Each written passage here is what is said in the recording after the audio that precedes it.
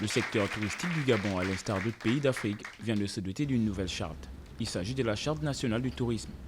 Réuni avec les opérateurs gabonais exerçant dans ce secteur d'activité, Justin Dounangoy, ministre gabonais en charge du tourisme, a signé cette charte importante pour le secteur touristique du pays. La Charte nationale du tourisme porte sur le cas de collaboration entre les opérateurs et l'administration, notamment le ministère du Transport et du Tourisme. Donc il s'agit nous avons mis en place plutôt un cadre de collaboration qui va du moins encadrer la collaboration entre le ministère et les opérateurs qui font dans le tourisme. Par cette signature, le secteur touristique gabonais colle à la Charte internationale du tourisme et vient davantage booster le Gabon des services. Cette charte, pour nous, c'est un engagement du gouvernement à participer à l'évolution du tourisme au Gabon.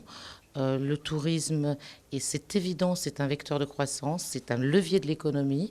Et grâce à cette charte, on va pouvoir avancer sereinement selon la charte de l'Organisation mondiale du tourisme, selon la charte africaine du tourisme. Pour faire du tourisme gabonais un levier de l'économie du pays, de nombreuses actions sont au programme des opérateurs touristiques.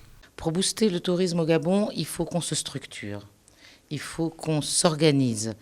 J'ai découvert qu'il y avait des opérateurs économiques privés qui fonctionnaient déjà sans qu'on ne le sache.